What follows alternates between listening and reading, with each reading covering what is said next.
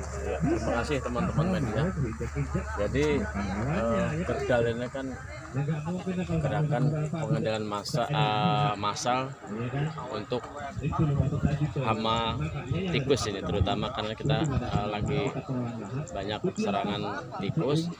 Nah ini diharapkan tentunya Bapoktan, kelompok petani ini untuk bisa mengendalikan hama tikus ini secara serentak, secara bersama-sama. Nah, terkait masalah racun yang dibantu, ini memang bantuan dari Dinas Pertanian Provinsi Lampung.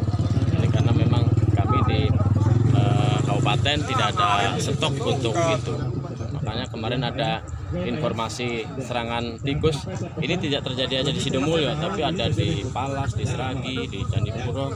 Tapi ini setelah sama-sama dilaksanakan untuk pengendalian secara serentak, ya, dengan racun yang ada, dengan tentunya pengendalian yang tepat, cara yang tepat sehingga efektif untuk mengendalikan serangan hama tikus tersebut. Sebenarnya paling efektif itu pada saat ada serangan atau saat sebelum sebenarnya Kerdal itu dilaksanakan sebelum ada tanaman, ya. Karena kalau sudah ada tanaman ini untuk umpan yang dimakan tikus itu dia sudah agak kurang selera memang. Makanya yang pas itu pengendalian itu sebelum ada tanaman. Jadi begitu panen itu diharapkan petani itu sudah sama-sama mengendalikan tikus itu, ya. Jadi saat tanam kita sudah tidak dihantui lagi serangan tikus itu. Nah, soal masalah pupuk itu sebenarnya gimana sih permasalahannya?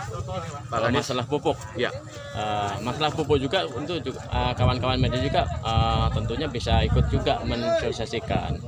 Satu, bahwa kita di Lampung, khususnya Lampung Selatan, ini ada rekomendasi dari BWTP bahwa untuk penggunaan dosis pupuk per hektarnya kan sudah mulai berkurang. Contohnya urea itu yang tadinya 250 kg per hektar ini hanya 150. Karena memang kuota pupuk yang diberikan untuk Lampung Selatan itu memang berkurang sesuai dengan kalau yang diajuan di RDKK ya memang sangat tinggi, tapi kuotanya yang diberikan ya lebih kurang di Lampung Selatan antara sekitar 64% dari alokasi yang ada. Nah ini kemarin ada informasi ada kelangkaan pun dan sebagainya, itu kan memang bukan kelangkaan sebenarnya, itu karena satu memang lagi penyusunan ERDKK yang akhir-akhir tahun 2020 itu ada sedikit hambatan terkait masalah aplikasi dari pusat juga. Terus kedua juga masalah kenaikan harga pupuk itu juga mempengaruhi sehingga ada agak sedikit ada keterlambatan. Artinya sampai sekarang stok itu memang masih banyak ya? Kalau sekarang penggunaan mulai di akhir bulan Januari sampai di awal Februari ini sudah mulai teratasi, ya, sudah mulai teratasi. Dan ini juga kami kemarin juga beberapa waktu lalu mengundang distributor pupuk baik itu Pusri maupun Petro itu di Lampung Selatan, karena pengurangan pupuk subsidi ini alternatifnya adalah menambah pupuk non subsidi, tapi ada yang terjangkau di wilayah di Lampung Selatan. Jadi jangan pupuk non subsidi dikurangi tapi non subsidi tidak tersedia. Nah, makanya diharapkan kepada distributor di samping membuka gerai-gerai ataupun kios-kios yang ada tersebar di Lampung Selatan, juga tentunya ada membuat demplot bahwa penggunaan pupuk non subsidi itu ya tentunya bagus juga untuk tanaman padi, jagung maupun hortikultura lainnya, ya. Jadi saya juga harapan juga kemarin sudah saya sampaikan kepada distributor itu untuk bisa membuat demplot penggunaan pupuk non subsidi itu di wilayah-wilayah yang strategis.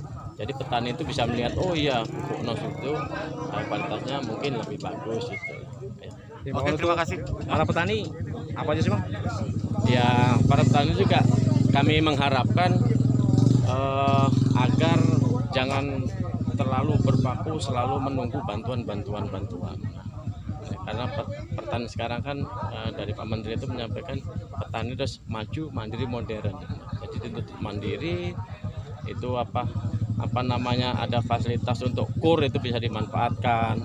Terus ada apa namanya, asuransi usaha pertanian itu yang pemerintah mensubsidinya itu juga besar, juga dimanfaatkan ya. Sehingga kalau itu semuanya bisa berjalan dengan baik, tentunya ini akan meningkatkan produksi pertanian dan secara keseluruhan bisa meningkatkan kesejahteraan petani itu sendiri. Ya, cukup ya.